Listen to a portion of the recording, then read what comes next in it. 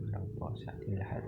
Ako po si Brian Lisa Mendoza. Ito po aking daily devotion ng araw, August 27, 2025.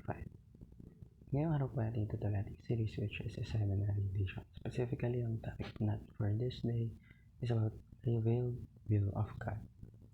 Paano malalaman ang kalooban ng Diyos? Para po sa araw na ito, ang talata po natin ang gagaling sa Deuteronomy chapter 29 verse 29. Sabi po rito, basahin ko po.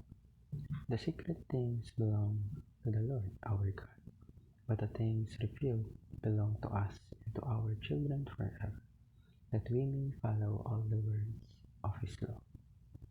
Now, upang ating mas maunawan kung ibig sabihin ng talata nito, at upang mas maintindihan natin ang ating devotion, ngayon pa tayo patadako sa ating teaching for today.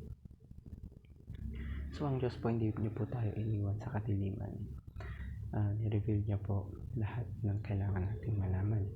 So, dahil ni-reveal niya ang lahat, we don't have to guess kung sino siya at kung ano yung gusto niya.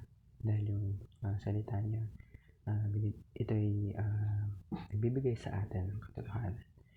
Yung plano niya is napakaganda.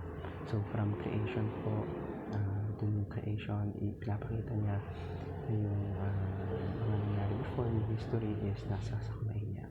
And in the middle of the great story po, ang Diyos po talagang planado lahat ng mga kanyang nilikha. So, ang Diyos din po natin, it has a specific, meron siyang unique na plano para sa atin. So, yung buhay po natin, meron po itong meaning, meron itong purpose, meron itong direction. Dahil ang Diyos po, nilikha niya po tayong lahat ng merong purpose. So, ngayon pa tayo padadako sa ating application. So, ano nga ba yung dapat natin gawin or apply sa ating mga buhay? So, paano nga ba natin malalaman ang purpose natin sa buhay? So, first po, basahin po natin ang manual. Basahin natin ang Bible.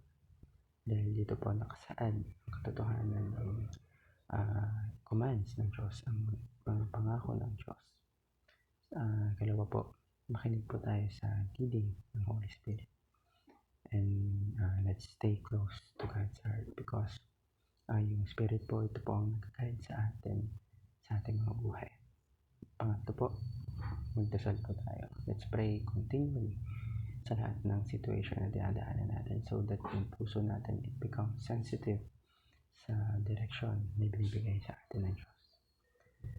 Alam niyo po, God's will po, it isn't about waiting for a loud voice na galing sa heaven. It is about walking daily kasama ang Diyos. Pagtitiwala sa Kanya that He will guide us every step of our life. Naway marami po tayo natutunan sa